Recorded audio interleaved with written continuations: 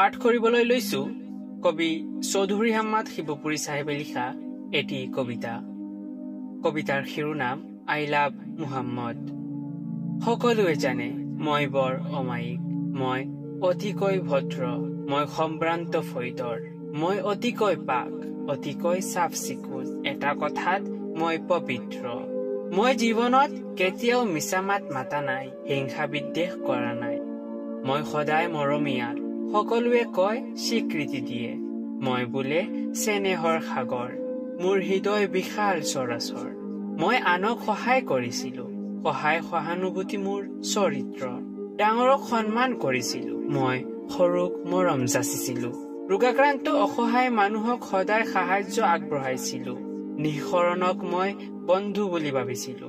মোকো বহুতো সন্মান কৰিছিলে, আজিও সকলোৱে সন্মান কৰে।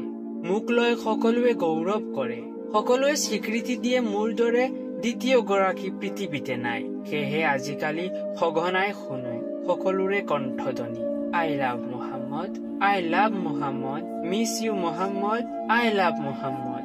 শেষত কয় নম্ৰতাৰ সৈতে আই লাভ মুহাম্মদ সাল্লাল্লাহু আলাইহি ওয়াসাল্লাম।